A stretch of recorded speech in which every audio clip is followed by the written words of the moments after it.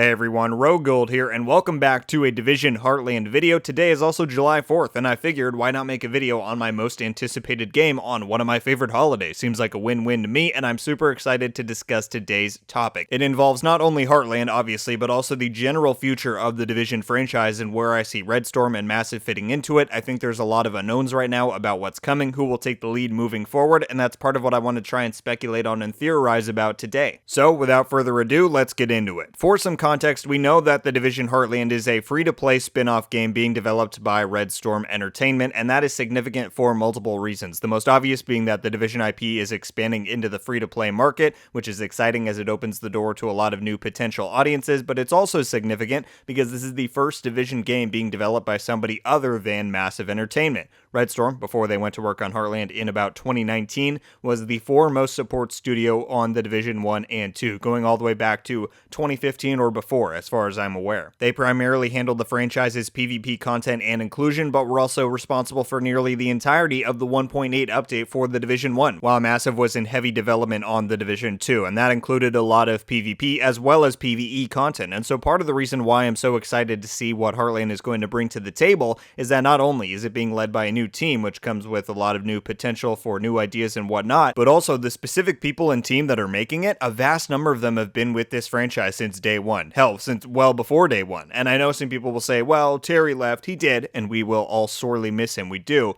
But guess who's taken his place as creative director? Keith Evans, who was previously lead gameplay developer that always accompanied Terry when Red Storm made their State of the Game appearances, and trust me when I say, go try it for yourself, just a few minutes of Twitter searching can show you just how many people are currently working on Heartland who have been there since the Division 1. And so, it's not my place, nor do I care to try and argue whether the Division is more in need of the old guard or new blood right now, but Heartland is primarily being developed by the old guard, whereas Division 2 is primarily being developed by new blood. And so again, regardless of which you think is better or more valuable right now, I'm at least excited to see what the team at Red Storm has planned and how that might juxtapose some of the experiments and directions we're seeing things taken with the Division 2 further into year 4. Because I'll tell you what, the old guard sure has a lot of wins and losses under their belt, a lot of trials and errors. Sometimes that can be valuable, but sometimes it can also lead to stagnation. And so obviously I can't predict the future and say how Heartland is going to turn out, but at the very least, as a day one guy myself, it's inspiring to know that the people making this next game have been there as long as I've been playing, and that they finally are getting their chance to call the shots, whereas primarily that wasn't the case when Red Storm was on the Division 1. So let's shift focus here and extrapolate a little bit off of that, because obviously Heartland could turn out great,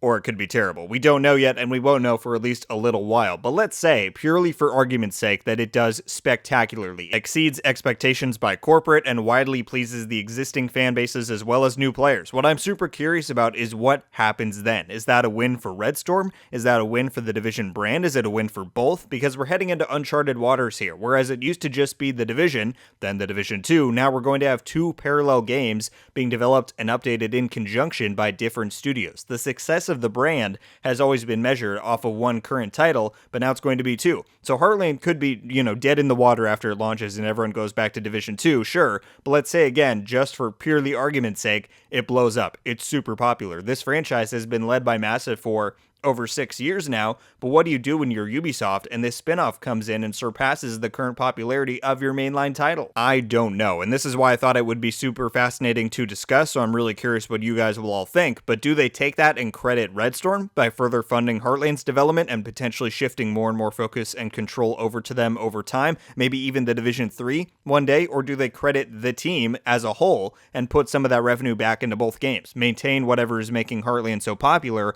while also pumping some more resources into the Division 2 in order to increase its content production capabilities and potentially draw more people to that game as well? Like I said, it's just a weird territory that we're heading for because we know that Massive is still actively growing their team. They're hiring a lead gameplay designer and a damn game director as we speak. That's not something you do for a project that's slowing down, but for Red Storm, for lack of a better term, is intact. Their team has been cracking away at Heartland for nearly 3 years now, and so when Ubisoft is looking at where to take things next for the IP, again, in the scenario that Heartland does super well, Where do they place their trust and money? Because let's not forget that, despite how any of us may feel about the game, the Division 2, quote-unquote, failed. It underperformed for Ubisoft's expectations. Now that's kind of BS because it still sold super well compared to the rest of the gaming industry, but clearly it seems so undesirable for them to continue that they had initially planned to can it after Season 4. So Division 2 has been on rocky footing for a while, and if Heartland were to just hit it out of the park, I'm super curious how that would play out in the following year or two. If it were up to me, and I didn't have to care about sales quotas and investment and yada yada, I would absolutely use any success under the Division umbrella to prop up all of the existing properties, because the simple truth is, no matter how successful something is, it's going to have its haters. And maybe that's the wrong word to use,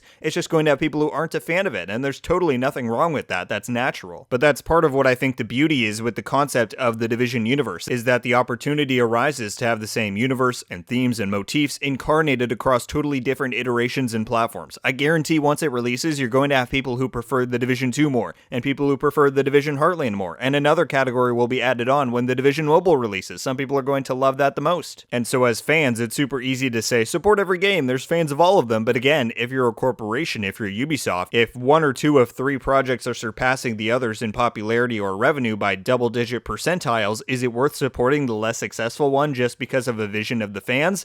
I don't know. I do know Ubisoft's track record with this kind of stuff, which may or may not lead me to my own conclusions here, but I will absolutely keep an open mind and remain optimistic that, regardless of the success or the degree of success anything has moving forward, that Ubisoft will continue to wake up to the fact that they've had a goldmine under them for these past 6 years, and sometimes it just takes a little bit of faith and investment in order to allow that gold to shine through the muck of the industry. In other words, adequately fund and support a game, and you stand a much better chance of getting a much higher return on investment. It's crazy stuff, I know. So for now, as I say far too often, we're just going to have to wait and see. Thank you all so much for watching. Leave a like if you enjoyed this video, and be sure to subscribe with notifications on to get me updated every time I upload. Let me know your thoughts on this entire conversation. What do you think about the kind of old guard versus new blood comparison we have going on right now, and where do you see Ubisoft placing their chips depending on how things shake out over the next few months and years? There's a lot of variables, a lot of maybes, and some of it is just going to be waiting and watching, but I'm super curious to hear your thoughts regardless. That's going to do it for me today though, everybody. Once again, thank you all so much for watching. I hope you have a wonderful day, and until the next one, guys, RogueGold